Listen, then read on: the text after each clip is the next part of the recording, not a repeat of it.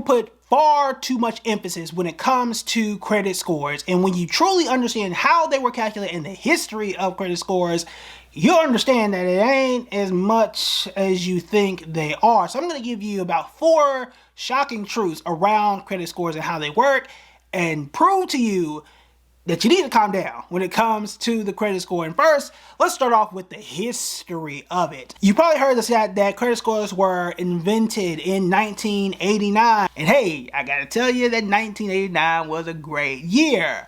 That's not entirely true. The concept of a credit score, and this was probably the most shocking thing to me, the concept of a credit score started in 1841 by Lewis Tappan. He started a company that helped to measure the credit worthiness of businesses, and that business is still alive today, and today it is known as Dun & Bradstreet. Wild. Now that was obviously adopted and started to become Dun & Bradstreet in the 1950s, and again continues to this day. I've even used Dun & Bradstreet in like previous marketing jobs, and that was the first thing that absolutely shocked me, because I didn't know that he's actually an abolitionist too. Also crazy. Now I'm willing to do an entire video on just that concept in and of itself, but let's continue going on to other shocking truths to really drive home the point here. So the first thing is, again, yes, it started off as a business thing to understand their credit, and then adopted in 1989 for individuals to understand credit worthiness and give banks a quick understanding. Hey, should we loan you money? And if so, how much should we charge you? That is really what it is. But moving on to number 2. This is the credit scoring model for FICO. I'll talk about why I'm specifying for FICO right now. What is missing here? What is missing here? All right, 3, 2, 1. All right. You might be shocked. Some people might be shocked because earlier I told you what? This is supposed to be a quick model on whether or not you can pay debt. Are you trustworthy enough on, are you going to pay back this credit card loan? Are you going to pay back the student loan? Are you going to pay back this mortgage? Income is missing. And income is not on that chart at all. It's not in the scoring model at all. That is somewhat of a problem. The reason why that stands out and why that is somewhat of a problem is because, especially in my 20s and when I am online and listen to comments and things of that nature, is we have this inflated view of the credit score. It should be, top 3 concerns. It should be like you absolutely have to take care of your credit score. I'm not saying that you should ignore it. Okay, I'm not saying that you should absolutely ignore it and you shouldn't have a credit score at all. I am not saying that. However, how are you going to save? How are you going to invest? How are you going to pay off your debt if you don't have an income? Your income is obviously way more important than your credit score. And to drive this point home even more, if you've been a subscriber of this channel for now, this is your opportunity to go ahead and hit that subscribe button. I think we are real close to another milestone number, because last time I checked, we're at 13,899. So go ahead and hit that subscribe button and bring us to a new milestone.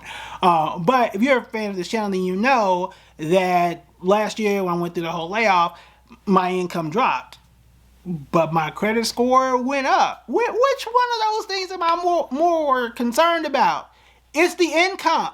It is the income. And obviously my credit score went up because I'm not going to keep swiping the cards because I haven't paid off, right? That is the point, right?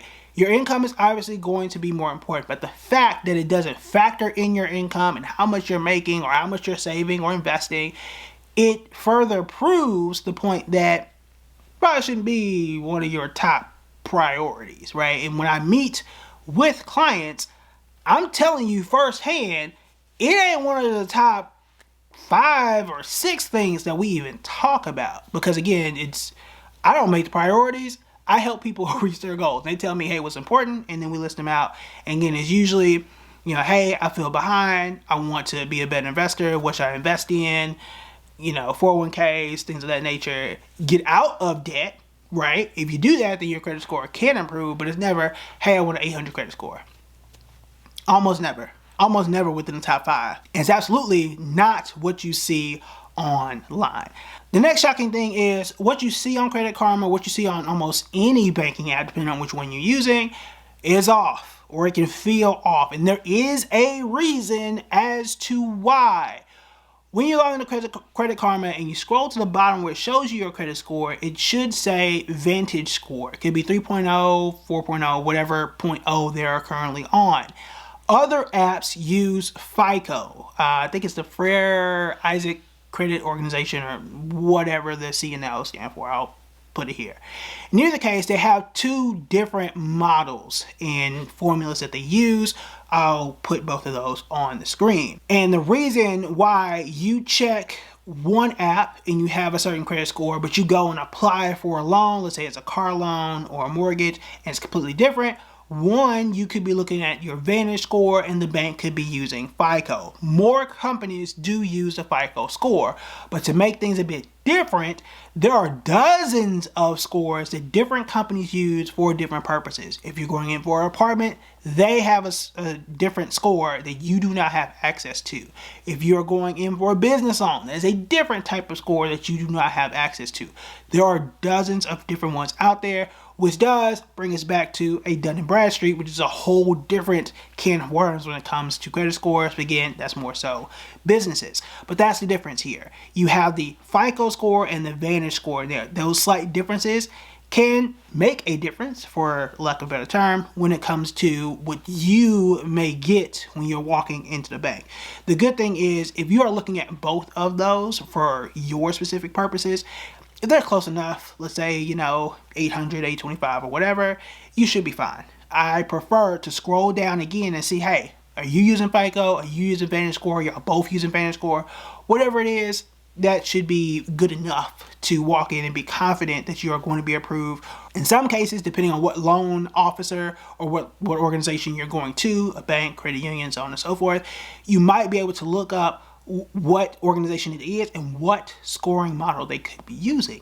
That might be helpful, and you can go and see what your FICO score is or what your Vantage score is and have an idea of what it could be. Remember though, what they could be seeing could still be different. Your Vantage score could be different than their Vantage banking score or something of that nature. But that is one thing that you absolutely should know, regardless of how you feel about credit scores. And the next shocking thing is, I thought, and if you are older, you may see this as well. When I was in my 20s, I thought credit scores were going to be, again, in that top 3 things that I needed to be worried and concerned about. And to my defense, at that point, it probably was a bit more important because I needed an apartment and it was going to become a lot more important. I did need a credit card and it was important at that point in time.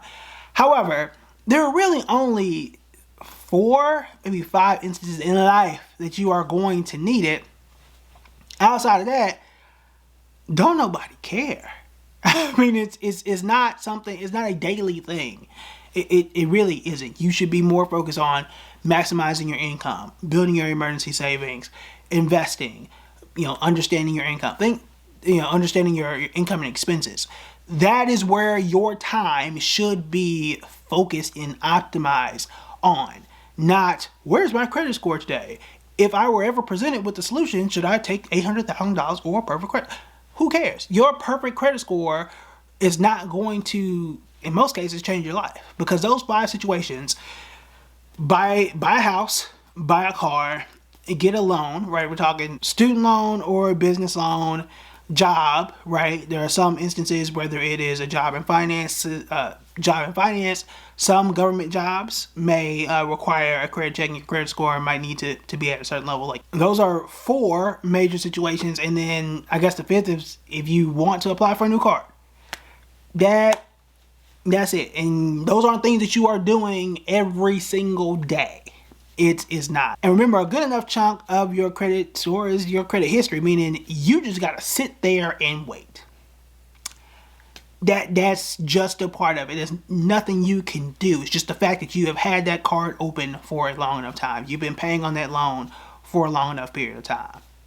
So it's not anything to have at the top of your list, because it's a portion of it, not a ton, but a portion of it is nothing you can do about it. Like the card that I opened in 2012, It's just the fact that I still haven't opened. Because that's just a part of it. So it's, the shocking part here is because there are just a few situations, most of which I can control and know in advance, it's not worth being obsessed over. If I'm paying off a loan, it's not worth getting in a Facebook group of 400,000 people or even 10,000 people and complaining, hey, I paid off this thing and now my credit score is low. Are you in one of those 4 categories? If the answer is no, what do you care for? Right? It's I've paid down a debt. The debt being gone is more important than the credit score going up. Because if you're not applying for a loan, you're not going for a job, what are we here for? You clearly not going for a house, right? Or if you were, it's more important to be out of debt so you have more money to save for the house. So again, and that is what this video is for, to help you to put it in perspective. That is what this video is for. If you want to learn more about how to put your money in perspective, especially when it comes to renting versus owning, which is one of those factors, you want to check out this video right here.